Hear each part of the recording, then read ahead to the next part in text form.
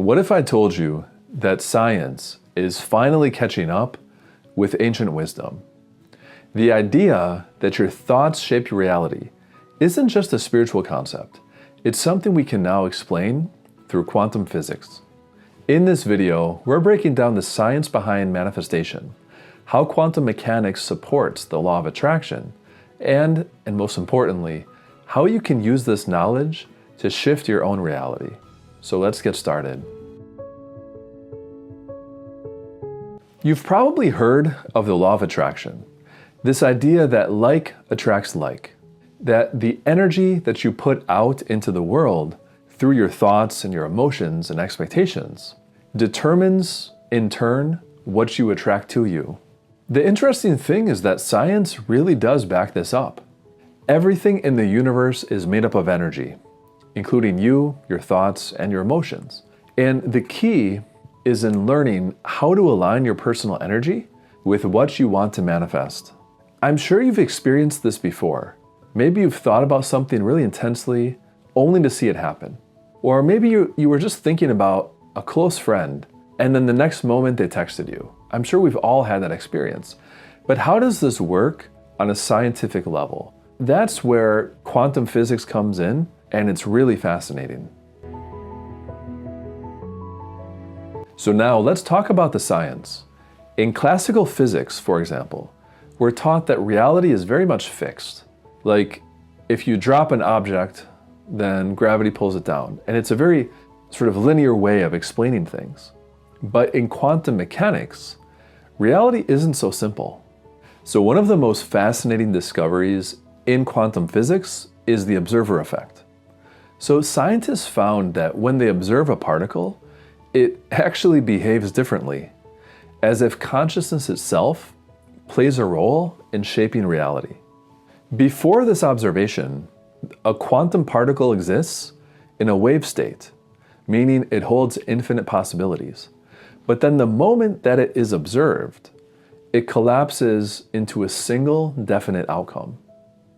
So this suggests that reality isn't fixed, but rather it's influenced by consciousness. So just think about that. If the simple act of observation of a particle affects them at the quantum level, then what do you think your thoughts, your beliefs, your assumptions, and your expectations do to your reality?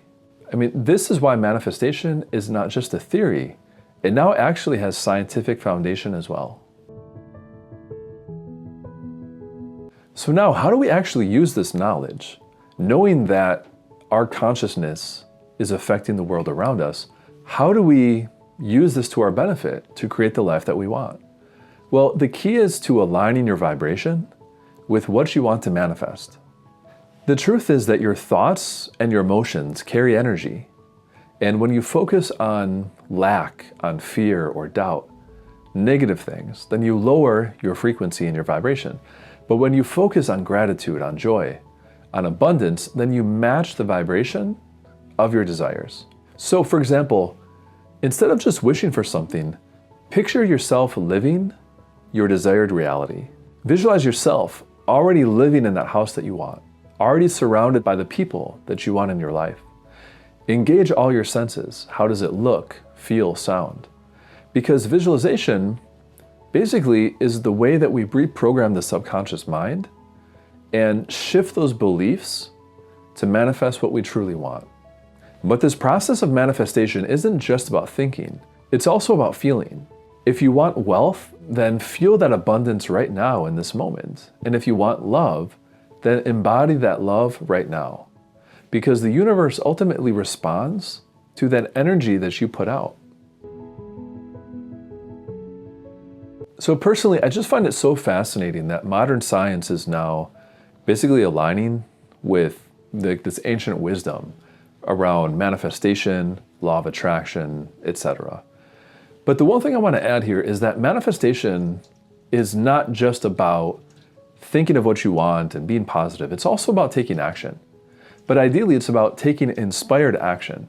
Taking action as if you were already that person who has the life that you desire.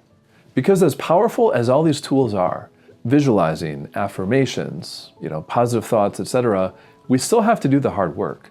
But again, the key here is to use these tools and use these different practices to have the right mindset and a positive outlook so that we can really prepare our mind so that it's in the best possible state to manifest the positive, ideal outcomes that we want. So essentially what we're trying to do is raise our vibration to the level of that future version of ourselves who already has the things that we want. So I would love to hear from all of you. What is your biggest takeaway from this video? And what is it that you want to manifest in your own life? Let me know in the comments below. Thanks for watching, and I'll see you in the next video.